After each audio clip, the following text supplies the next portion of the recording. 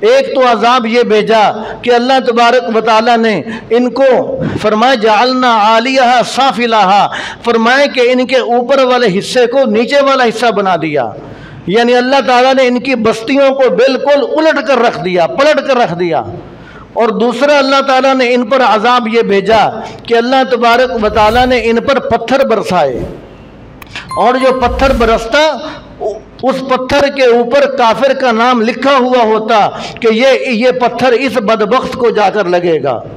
اور اللہ تبارک و تعالیٰ نے ان پر یہ بھی عذاب بھیجا کہ اللہ تبارک و تعالیٰ نے انہیں زمین کے اندر دھنسا کر رکھ دیا، اور اللہ تبارک و تعالیٰ نے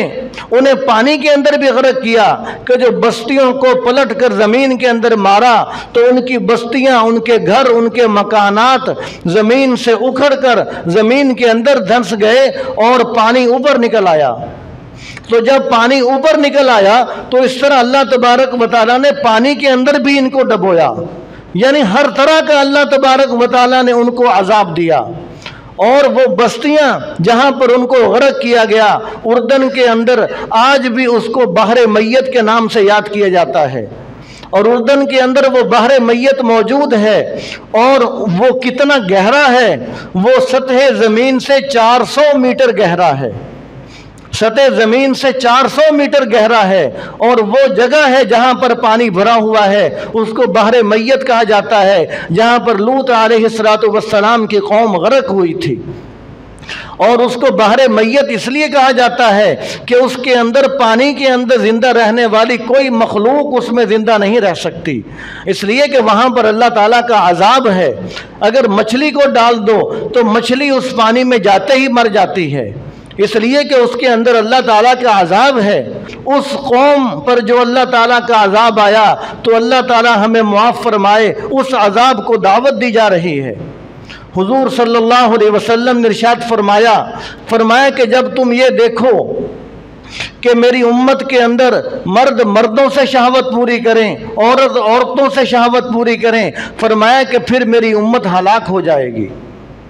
فرمایا کہ میری امت پھر ہلاک ہو جائے گی۔ حضرت انس رضی اللہ تعالیٰ عنہ سے یہ روایت ہے۔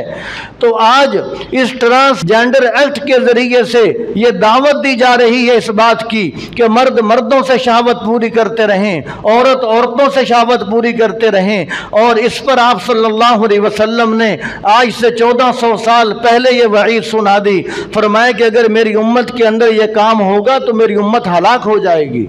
تو یہ ہلاکت کو دعوت دی جا رہی ہے، تو اس لیے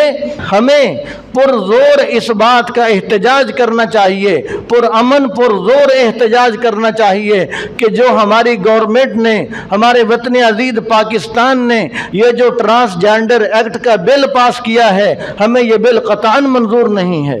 اس لیے کہ یہ شریعت کے اصولوں کے خلاف ہے، یہ عقل کے خلاف ہے، اس کی تو نہ عقل اجازت دیتی ہے، نہ اچھے اخلاق اس کی اجازت دیتے ہیں، اور نہ ہی شریعت اس کی اجازت دیتی ہے۔ آج کل تو ایسے معاملات سامنے آ رہے ہیں کہ ایک باپ اس کی بیٹی ہے، پھر دوسرے خاندان میں سے ماں ہے اس کی بیٹی ہے، دونوں آپس کے اندر نکاح کر رہے ہیں، اگر والدین ان کو روکتے ہیں تو وہ اپنے والدین کے خلاف مقدمہ درج کر رہے ہیں کہ ہم میاں بیوی آپس میں نکاح کرتے ہیں اور یہ ہمیں روکتے ہیں۔ اب وہ والدین کہاں جائیں؟ تو یہ ہمارا وطن عزیز پاکستان جو کہ اسلامی ملک ہے، اسلام کے نام پر لیا گیا، تو کوشش یہ کی جا رہی ہے کہ اس کی اسلامی شناخت کو ختم کر دیا جائے، اس کی اسلامی شناخت کو ختم کر دیا جائے اور اس کو یورپ بنا دیا جائے، اور اس کا یہ پیش خیمہ ہے۔ يا أيها الذين آمنوا اتقوا الله وكونوا مع الصادقين